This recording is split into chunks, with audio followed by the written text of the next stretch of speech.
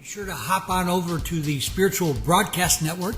It's the go-to place for all things spiritual. You'll discover internet television shows that you won't find anywhere else. You can also choose from hundreds of hours of spiritual documentaries and movies. You'll enjoy on-demand and live internet television programming 24/7. Best of all, we add new dramas, comedies, talk, and reality shows and more on a daily basis. So why spend countless hours searching the web when you can quickly find just what you want on the Spiritual Broadcast Network? Good evening. Welcome to the Spiritual But Not Religious Show. I'm your host, George Lewis. I have a fantastic guest tonight. I've been very much looking forward to having my guest on. I've read her books and known of her for many, many years. She was really a pioneer in the spiritual field. We had a lot of male writers back in the 70s and 80s, but very few women. You know, the spiritual community was kind of dominated by females, and yet the authors and the leaders were male. And so she's been a real groundbreaker on that level. Lynn Andrews is my guest tonight. She's really a New York Times best-selling author of the Medicine Woman series, which chronicles her decades of study and work with shaman healers on 4 continents. Her study of the way of sacred feminine began with Agnes Whistling Elk and Ruby Plenty Chiefs, Native American healers in northern Canada. And our quest for spiritual discovery continued with a shaman of the Mayan Yucatan, an Aboriginal woman of high degree in the Australian Outback, and a Nepalese healer in the foothills of the Himalayas.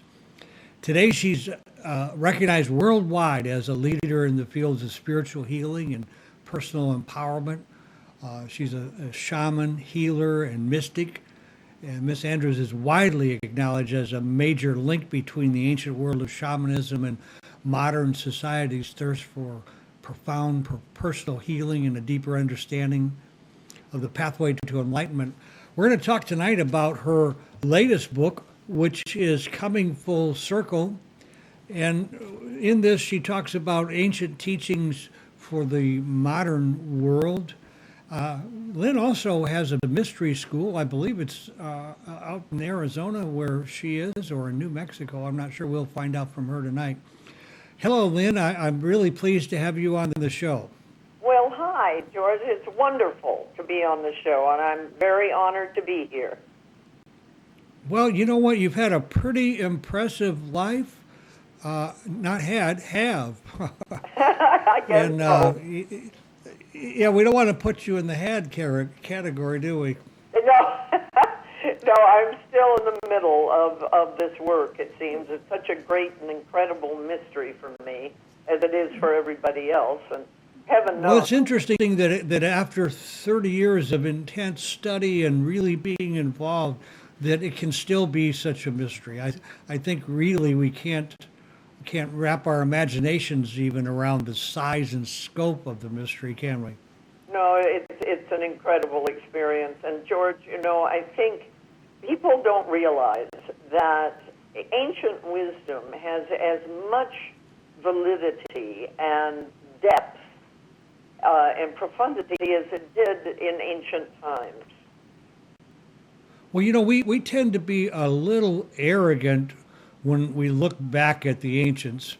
If you bring Socrates writing up, you start to realize just how intelligent these people were, and most of us can't even begin to compare with a mind of that of that sort. So well, really, the the Constitution of America was really based a lot on the writings of Aristotle.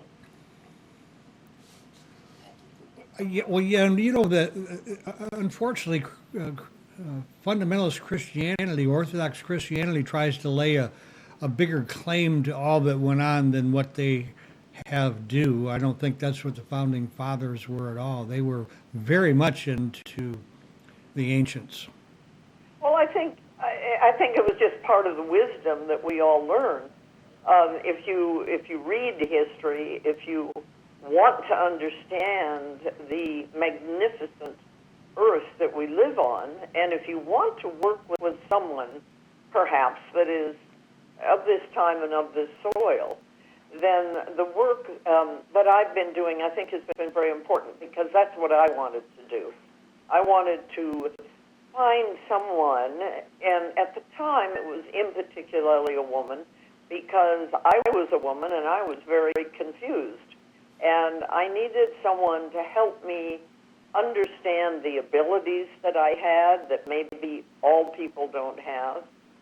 At least I had them without being taught how to see lights around people, how to see their health, and actually what they needed for their healing. Did you have any of those abilities that you were aware of as a young child or earlier than when you started to go on this quest? Yeah, George, I had them very young, 6 years old. I could see lights around people, and I remember my girlfriend Beverly, who was Native American, rode to school on our horses.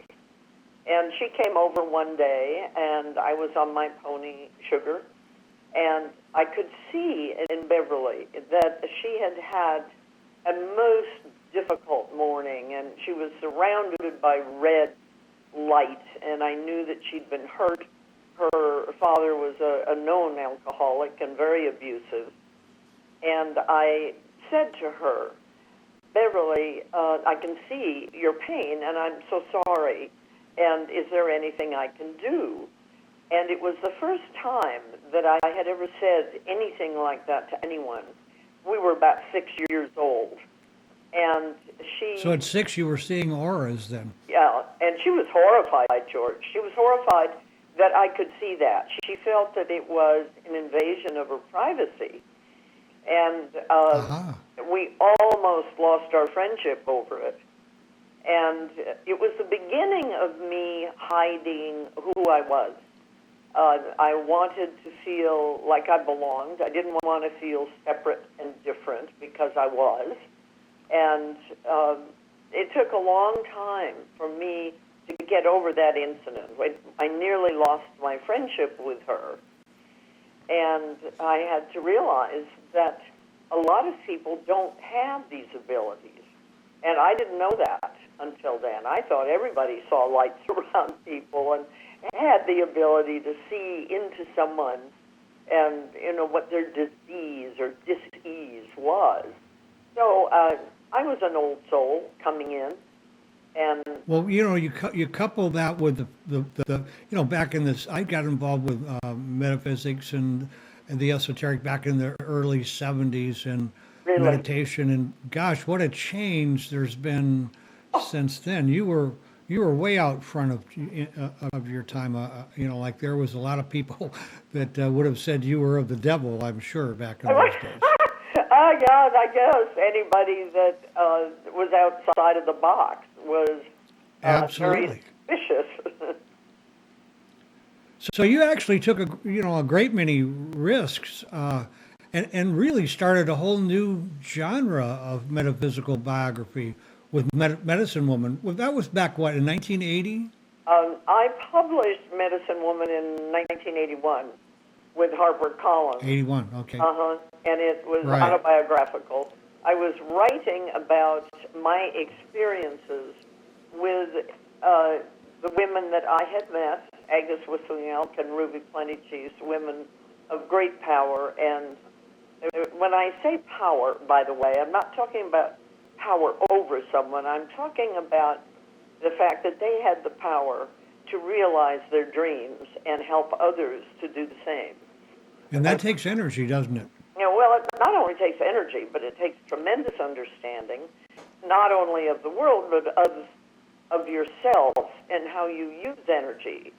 For instance, if you've been an abused child, you tend to have many aspects of sabotaging your life, because if you were abused, you probably do not feel that you have any self-worth. And Yeah, you actually can even become an abuser yourself, can't you? well, you can. And in this book, Coming Full Circle, which is my 20th book, I can't even believe it. And It's pretty amazing, the things that will happen we never thought would if we don't die, isn't it? it's true. And Coming Full Circle, I talk a lot about abundance, about the ability of awakening yourself to your own creative myth and destiny, and how to feel really the self-worth, personal power, how you find personal power in this world. But I always teach, George, through story, if I can. I teach through the story that I have, in fact, lived through.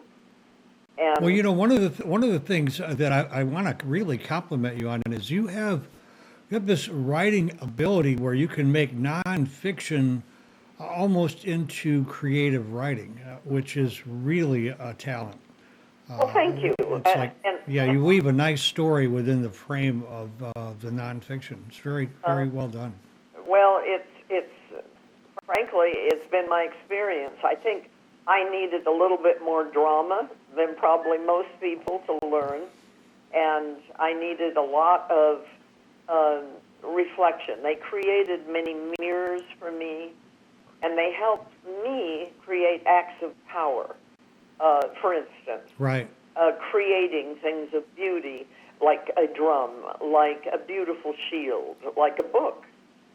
And when you make things that come from the deepest part of your soul, you absolutely learn about not only the power that you carry, but the incredible frailties that we all have.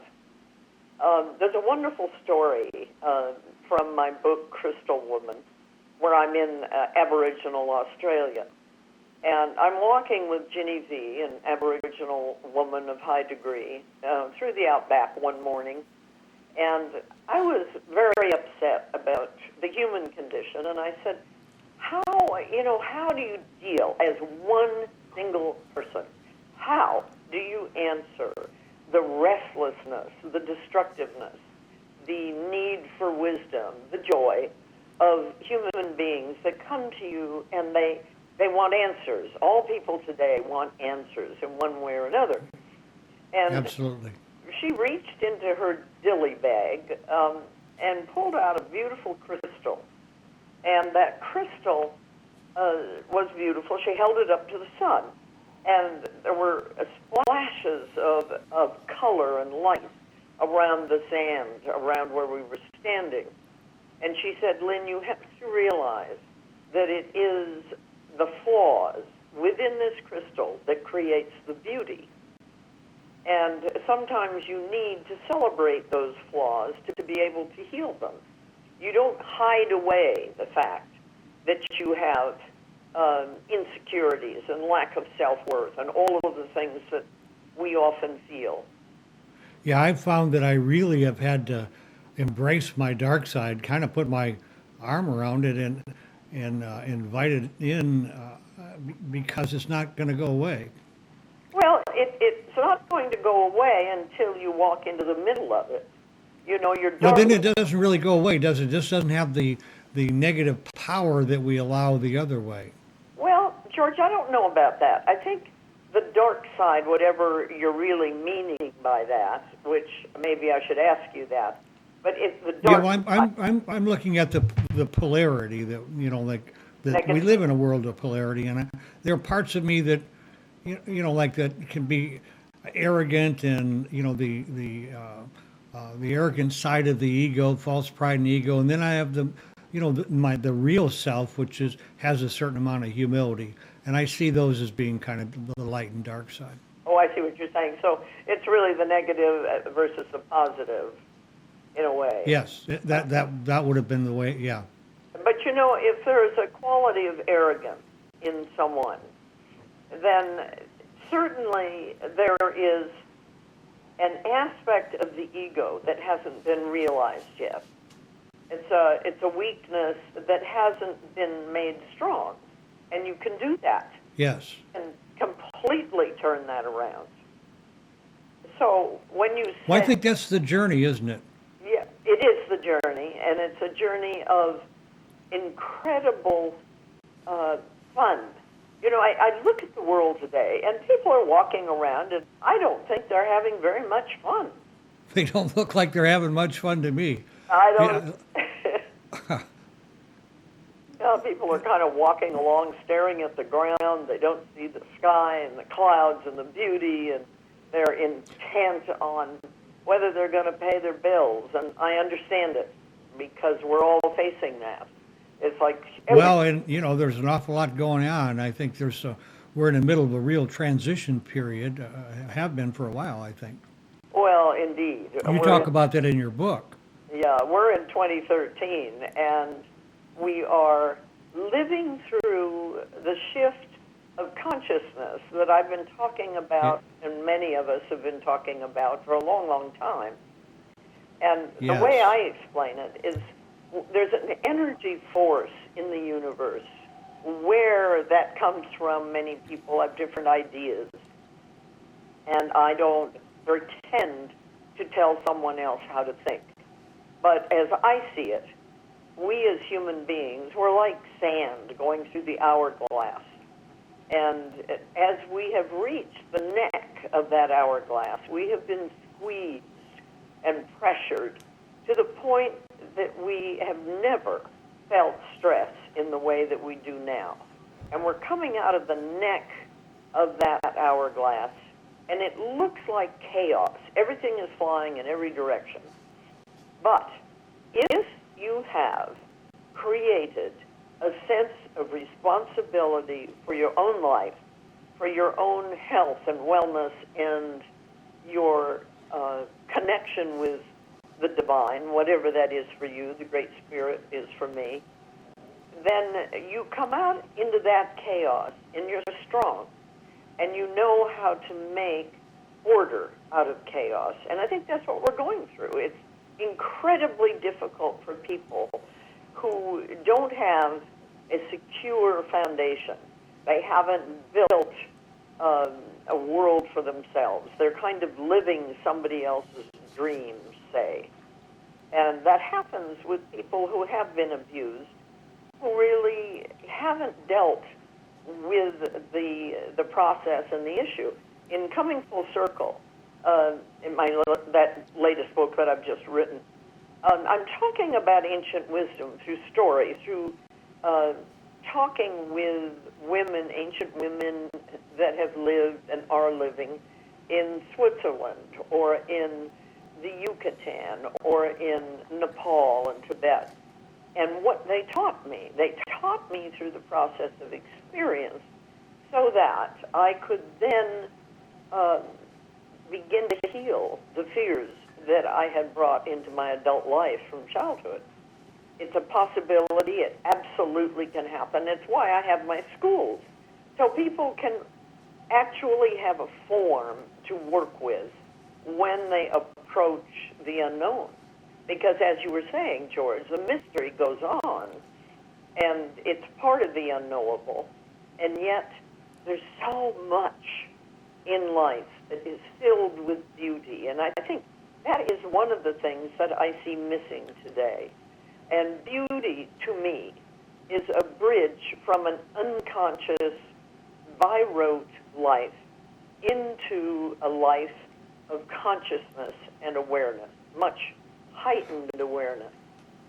And I'm absolutely sure that's right. If you look back at history to the Dark Ages and the Renaissance and that transformation that happened there was no point or something that happened, no event that you can say, this is why we went from the Dark Ages to the Renaissance. But it was art. It was beauty. The beauty brought into the world through art that really made that transformation, I believe. Well, I think that's true. The problem is that a lot of people don't know how to look at art. They don't know how to look at architecture or hear music and realize what feeds their soul. Right. That is missing. Beauty is part of feeding your soul. And so I mention beauty a lot, and of course it has to do with love. It has to do with the expansion of the heart chakra. It has to do with how you open your arms to higher awareness and open yourself to ideas that maybe you've never heard before. And it's not a process of believing in this and that and the other. It's, to me, belief structures oftentimes put a fence around your consciousness. And Absolutely. don't you think, George? Well, if I don't change a belief, I can't change my viewpoint, and if I can't change my viewpoint, I'm kind of stuck where I'm at. Yeah. I think point of view is one of the most important things, perhaps, to move into life with. I did a set of cards several years ago called the Power Deck, because I realized Right. that people weren't praying the way they should, or should. I mean, they weren't allowing themselves to have beautiful thought or a point of view for the day. And when you pull one of these cards, you might get imagination, say, and then there's a description of that with a beautiful picture on the front of the card that kind of stimulates your imagination. And you might just take that thought with you throughout your day, even if you're a lawyer on Wall Street. Take that wonderful concept of imagination and just put it in the back of your mind for the whole day. And it is like a prayer. It changes. Absolutely. Yeah. You know, I counsel many people, over the past 30 years, hundreds really. And one of the things that we really work on is exactly what you're talking about, from a little different level, but, about thinking kind thoughts and seeing things from a different viewpoint. Changes everything, doesn't it? Well, I think it does. I mean, thoughts are things, as they say. But I think it's much, probably more profound than we ever dreamed. I think we are a thought form, and I think we did create it. And so what are we doing in 2013? We're raising the frequency of who we are in our existence. And raising the frequency is a process of feeling good thoughts, not just thinking them, but feeling them to the core of your being. How do you do that? It's not easy, particularly if you have a whole history of abuse and negativity and what you would call failure. Frankly, I don't know that there is any failure, really. It's just something didn't succeed the way you thought it would. I mean, when you think about it, Lincoln had, 5 companies that failed before he became president. Yeah, and plus, he tried for a couple of different other political offices. Not to mention the so-called failures that Edison went through, huh? Well, and every inventor. Look what happened to Tesla. I mean, it's terrifying to think that a world of humanity, because of what has happened with economics, would disparage a new thought, say, to produce energy in a different way. Tesla had invented that, and I think probably he died for that. Maybe I'm being... I think so, too. There's greed and misuse of power. Yeah. Yeah, and what a tragedy that is. I mean, human beings are an interesting phenomena at this point. I'm just startled at the brutality in the world today. I just can't, but on the other hand, George, I don't know if you agree with this, but I think that if there is a war in the world, then there is probably a war inside of you, because in fact, we do create the reality. I absolutely agree with that. Yeah. So yeah. If we change that war within ourselves and allow beauty and I mentioned that over and over until it's boring, but I think beauty is truly a key. What would happen in a political speech, say, if our political people would think about beauty, would really plan a city in terms of beauty instead of how much money was going to be made? And I have nothing against people, successful people, people who make a lot of money, whatever. This is not what I'm saying. That it's better to be. Well, I'm sure it's not. You're a very successful woman yourself. Well, I think we all should be. We all have the ability to have abundance of magnificent spirit and a magnificent life, however you see that. But you have to be coming from a place of integrity and truth. That's probably the first, principle of living a spiritual life, isn't it? Truth. Well, it is. Honesty. What in the world does that mean? What is truth? Indeed, what is truth to you? It can be pretty subjective. Mm-hmm. I think so. I think truth is an interesting statement. I think at its basis, though, it really starts with just, like honesty within our relationships and with ourselves. Because like you were talking about people who were abused, there is a lot of dishonesty within an abused person that needs to be, and I think that's the beginning, is start to, find out who we are. I think it's know thyself, and what an ancient thought that is. Yes, absolutely. And when you look at the world and the abuse that comes out of the Middle East, say, just by and large, and that's a very generalistic statement, but there is tremendous abuse and tremendous war, because abuse creates a kind of war. Yes. What in the world? How can we be going backwards instead of forward? Well, it's pretty amazing that can happen. Do you think that is like kind of intrinsic with the human condition? God, I hope not. I hope not too, but I'm very much with you about a transformation, a shift of consciousness.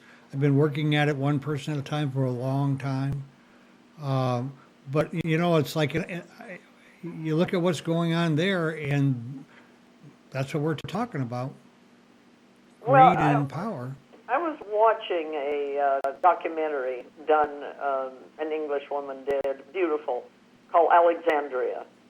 And the forming of Alexandria as a city, and how Alexandria, the library there. And the great library, but not only the library. You know that they sent messengers out all over the world to take the manuscripts, borrow those manuscripts, bring them back to the great library, copy them, and return them. So that there was a huge cross-section of religion and beliefs and ideas and mathematics and harmonies and everything else that existed there. And people would talk about it in these big lecture halls and work on it together. And they all lived together in absolute harmony. And then religion came in.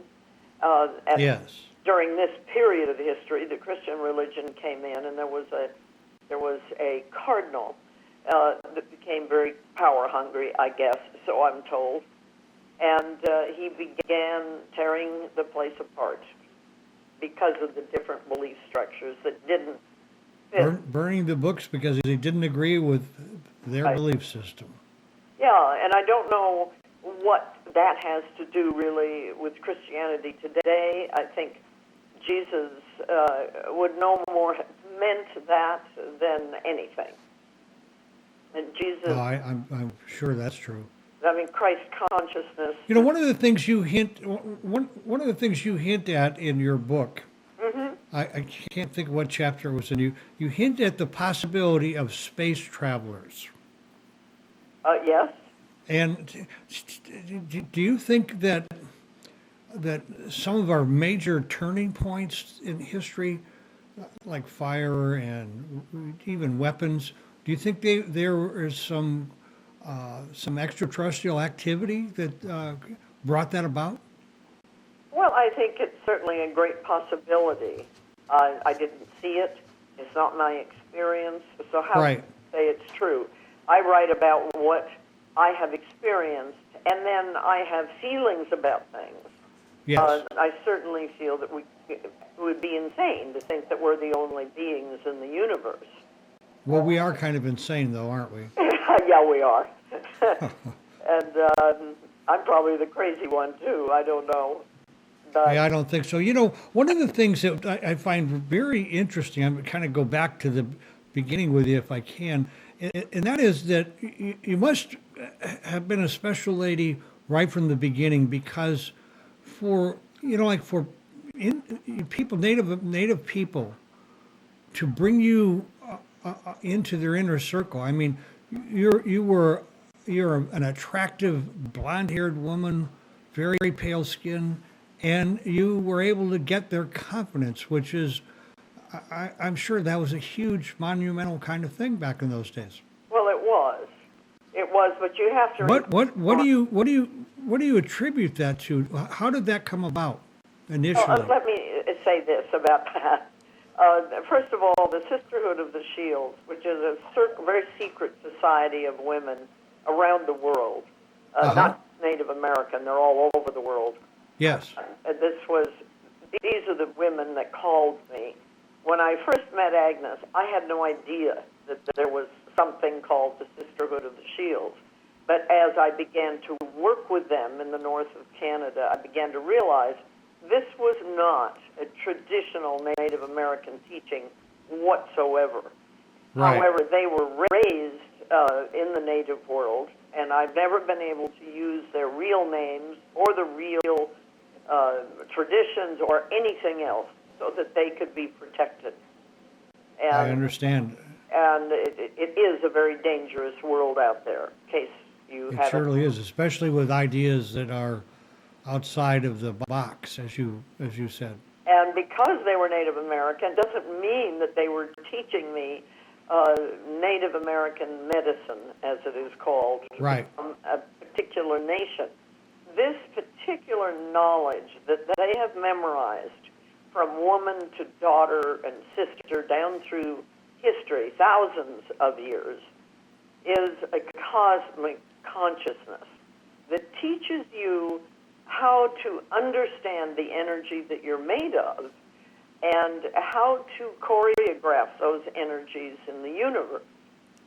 And it has nothing to do with traditional aspects. And that was something that it was very hard for people to understand in the beginning. They thought that I was taking, something that really is not appropriate.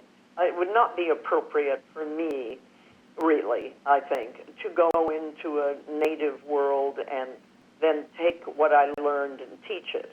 I don't know. It just didn't seem right to me at all, and I agree with that. Although Russell Means was a very old friend of mine, and in the very, very early days, I had helped raise a lot of money for AIM way back.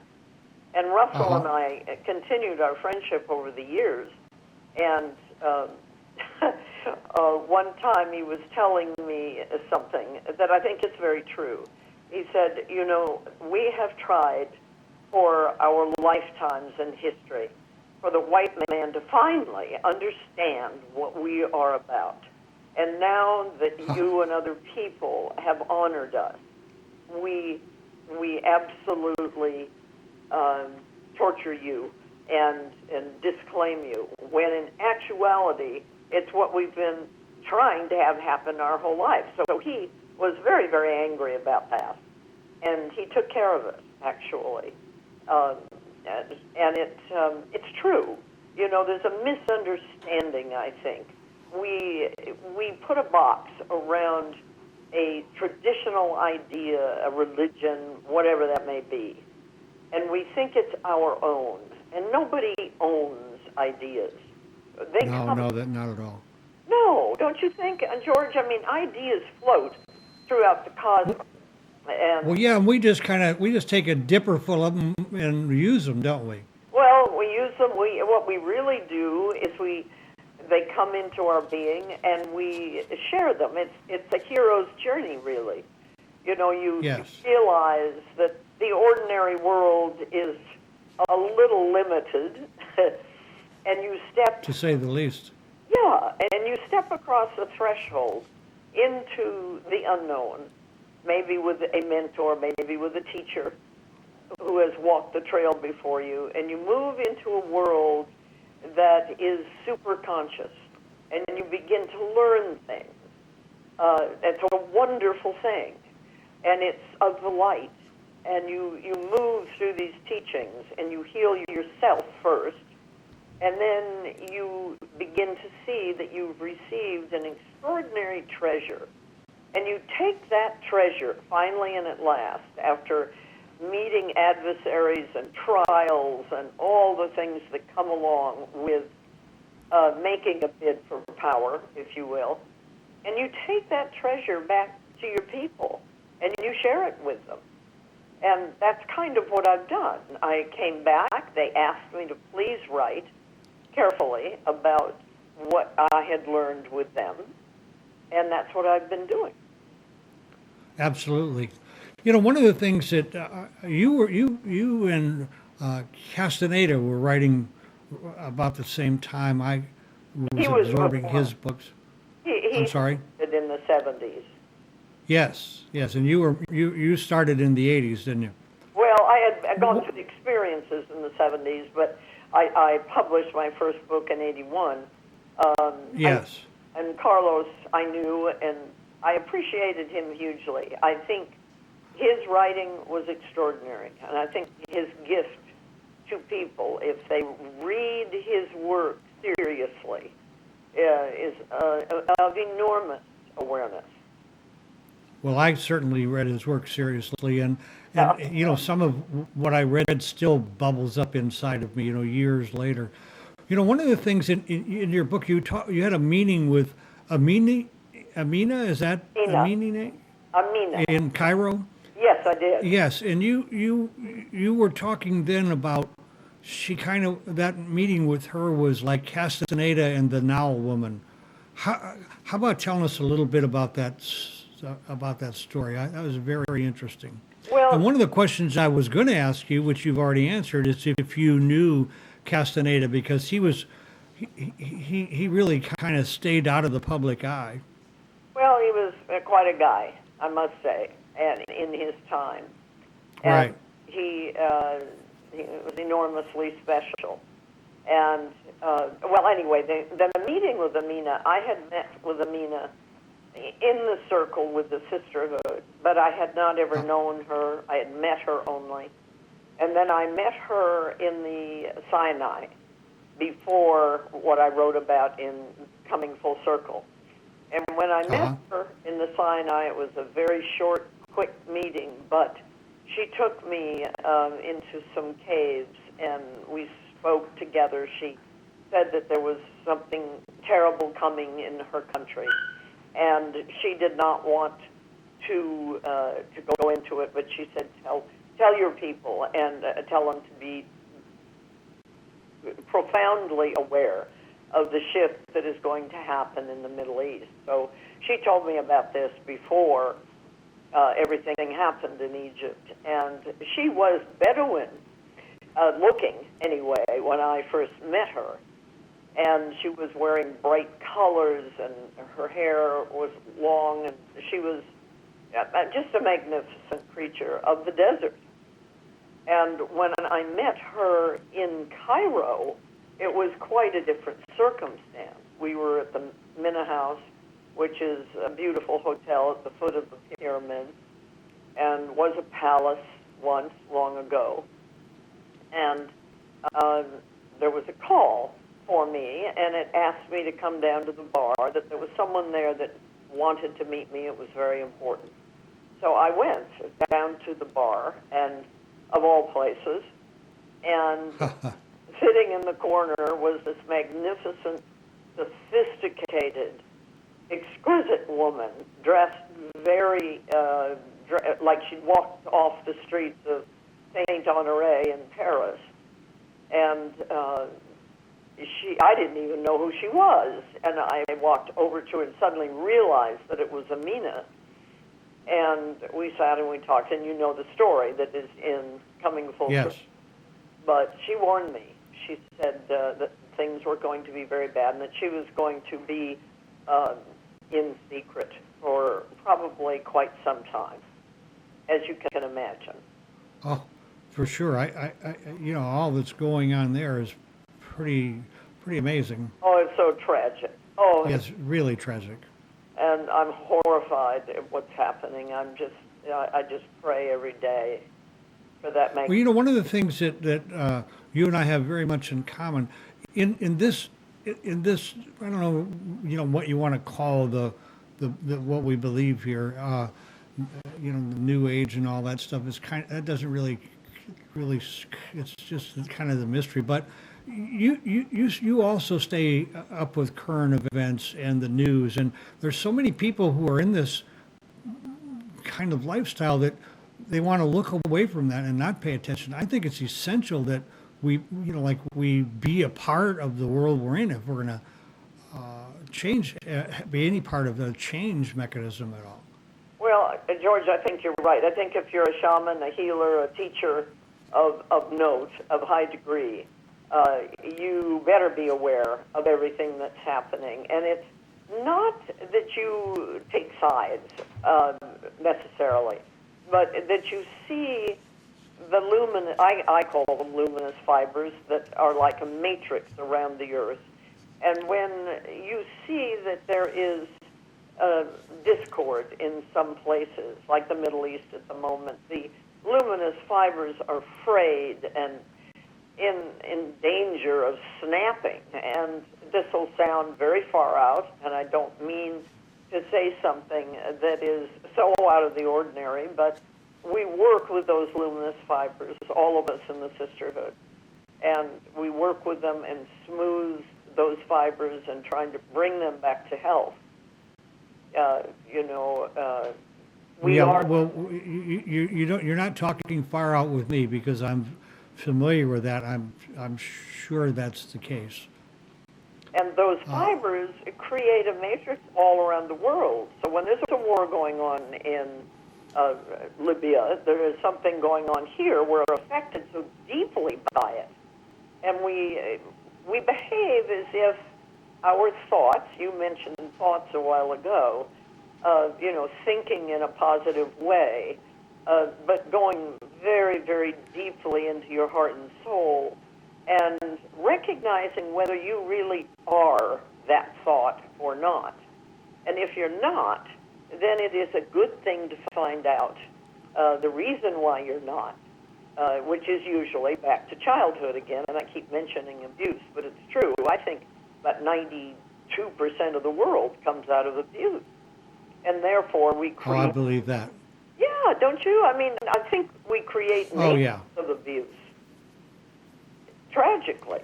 This emotional and mental abuse, I think, scars us maybe longer than actual physical abuse often. Certainly those kinds of abuses if they heal at all, can take a long time.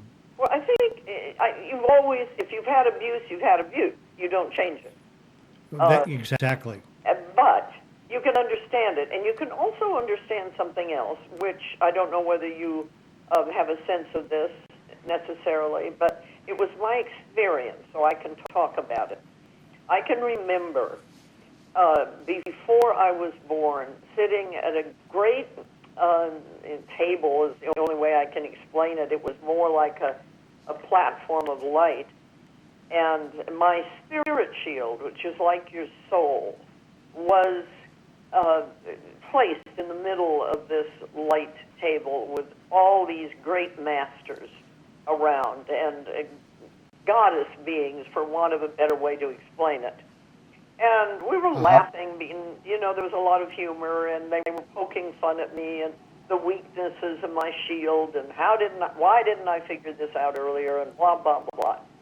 And I was laughing, and I was a little nervous because I didn't know what it meant, really, except that I learned that I made an agreement to move into the world, which is a great gift, by the way. It doesn't just happen when you pass away. It doesn't mean you're just reborn instantly.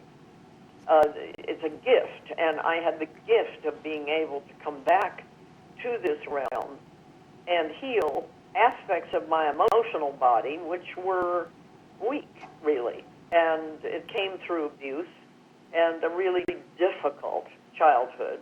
And I came out of that having to understand and forgive and realize that it was an agreement, that it was just as hard for my father to go through and my mother as it was for me.